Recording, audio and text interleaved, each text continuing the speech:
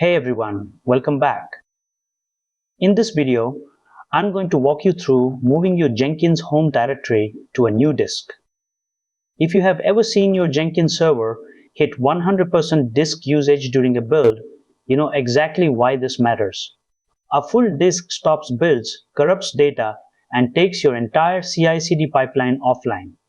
Today, I will show you the exact safe process to move your data without losing a single job or build configuration. Let us get started on migrating your Jenkins data to a new, larger storage volume. These are the steps we will cover. Specifically, we will prepare your new disk, safely stop the service to prevent data loss, migrate the files, update the system paths, and verify everything is working. Watch the full video without skipping any content to understand it better. Before we get into the topic, a small request to you. I have already uploaded many technical videos on different technologies and tools. We share more knowledgeable content every day. So if you are interested in learning and want to improve your skills, make sure you have subscribed to our channel and joined our WhatsApp community. The join link is available in the description or scan the QR code shown on the screen. Let us get started. Jenkins is a Java-based automation server used for CI/CD. It is the engine that builds, tests, and deploys code for thousands of companies like Netflix and Pinterest. To move its data, you need sudo privileges, which stands for super user do. This gives you administrator access to system files. You also need a new disk attached to your server, which you can verify with the ls-block command.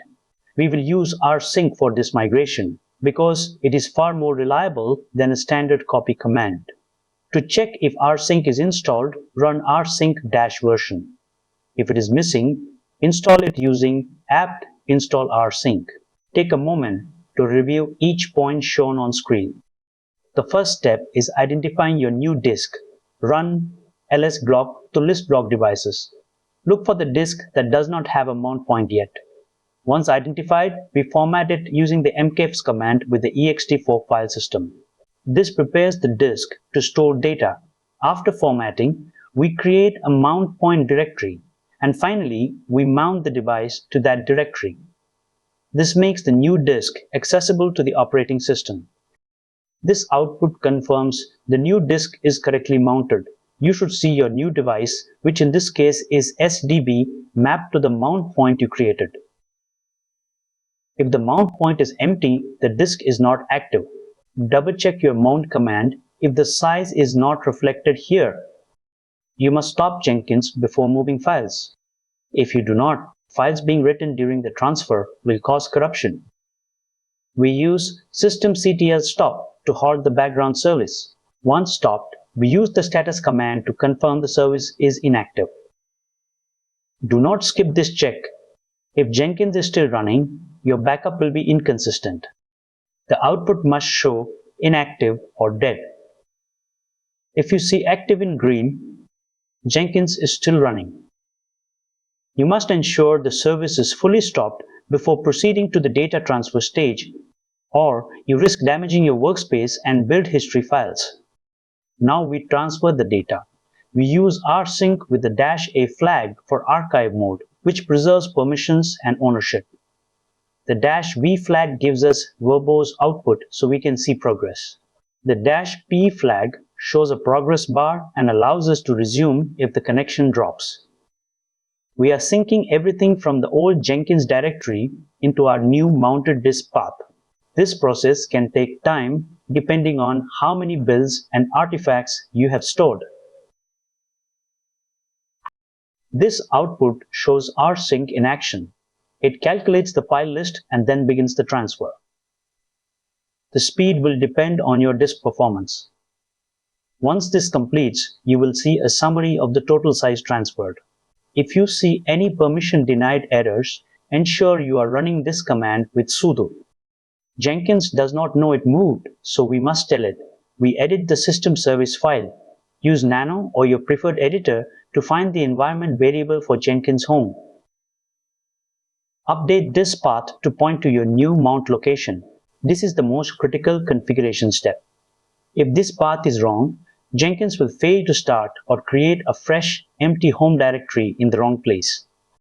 After updating the configuration, we must tell system to reload its files using daemon reload. This picks up the change we made in the previous step. Then we start the Jenkins service again. Finally, we check the status to ensure it started correctly without errors.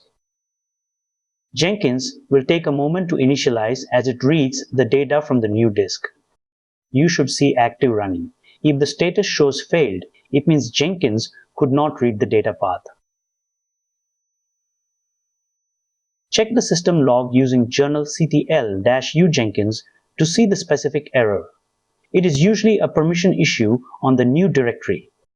If you get a permission denied error, the files on the new disk might be owned by root. Jenkins must own its home directory. Run ch own-r Jenkins : Jenkins on your new data path to fix this. If the service fails to start, double check for typos in the path. Finally, do not forget to add your new disk to the fstab file. If you do not, the disk will not mount when the server reboots and Jenkins will crash. In production, avoid managing raw disks. Use Logical Volume Management or LVM. It allows you to extend the volume size online without unmounting. Always create a full backup using a snapshot or tar command before you begin. Finally, consider your IOPS. Jenkins build processes are very disk intensive. If your new storage is a slow network drive, your build times will increase significantly. Take a moment to review each point shown on screen. Let us talk about a real scenario. An online retail platform serving 5 million customers per month faced a critical issue. Their Jenkins server, hosting over 400 microservice pipelines, ran out of disk space during a major holiday flash sale. The build backlog grew to 4,000 pending tasks, blocking all emergency hotfixes. By migrating Jenkins data to a high-performance SSD volume using the steps shown today, the team reduced build queue time from 2 hours to 12 minutes and successfully pushed their emergency patch. You now know the safe way to migrate your Jenkins data. Remember, stopping the service is not optional. It is the only way to guarantee your build history remains intact. Use Rsync to preserve the metadata and permissions that Jenkins relies on. Always update your system service configuration to point to the new location, or Jenkins will revert to the old disk. Finally, remember to update the fstab file so your server mounts the new disk automatically every time it starts. This setup is now production ready and scaled for growth. I believe this video will definitely be a useful video. If you like the video, please do like and hide the video. Also share it with your friends and groups. It may be useful to somebody else. If you have any doubts or any requests, please let me know in the comments. Make sure you have subscribed to stay updated for our regular videos. Join our WhatsApp community using the link in the description because we share more knowledgeable content every day. Thank you for watching. See you soon in the next video.